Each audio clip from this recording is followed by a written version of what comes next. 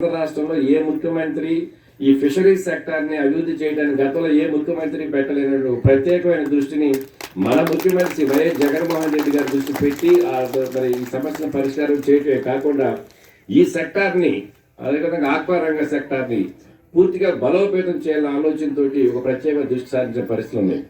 దానిలో భాగంగానే త్వరలోనే బహుశా నిన్న 2 రోజుల క్రితం ఢిల్లీ నుంచి ఒక టీం కూడా వచ్చి దిండి దగ్గర 280 ఎకరాలతోటి ఈ మెరైన్ హ్యాచరీస్ అన్నిటి కూడా పీతల హ్యాచరీ, పండు చేప హ్యాచరీ, దాంతోపాటు ఉన్నటువంటి మన ఒనామీ హ్యాచరీ వీటన్నిటితో రీసెర్చ్ ఇన్స్టిట్యూట్ లాగా డెవలప్ చేసి కొత్త గవర్నమెంట్ సెక్టర్లోనే ఆక్వా రంగంలో ఒనామీ ఆల్టర్నేటివ్గా పండు చేప అనేటువంటి తప్పనిసరిగా రానున్న రోజుల్లో దాని మీద డిపెండ్ అవ్వాల్సిన పరిస్థితి వస్తుంది.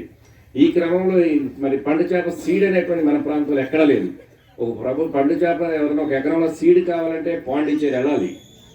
పాండిచ్చేరి మినహాయిస్తే భారతదేశంలో ఏ కోస్ట్లో కూడా లేదు. కానీ దాని మీద కొంత అవగాహన ఉండడం వలన మరి ముఖ్యమంత్రి గారితో మాట్లాడిన వెంటనే ఏదో ప్రాంతం ఏర్పాటు చేయాలంటే ఎక్కడో ఎందుకు మన ప్రాంతంలోనే ఏర్పాటు చేద్దామని దిండి దగ్గర ఆల్రెడీ 280 ఎకరాల సర్వే కూడా అయిపోయింది.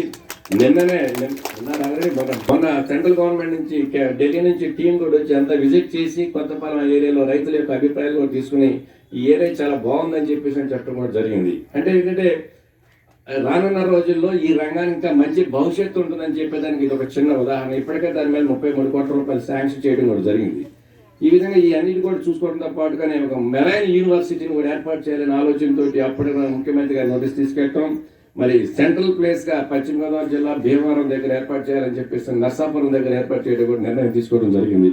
ఈ విధంగా అనేక రకాలైన కార్యక్రమాల ద్వారా ఈ స్పెషలిస్ట్ సెక్టర్ని అభివృద్ధి చేయడానికి ముఖ్యమంత్రి ప్రత్యేకమైన దృష్టి సారించారు. కాబట్టి ఆ రంగం మీద ఆధారపడినటువంటి ప్రతి ఒక్క కుటుంబం కూడాను ముఖ్యమంత్రి గారికి రుణపడి ఉండాలని చెప్పి మనస్ఫూర్తిగా కోరుకుంటూ నాకు అవకాశం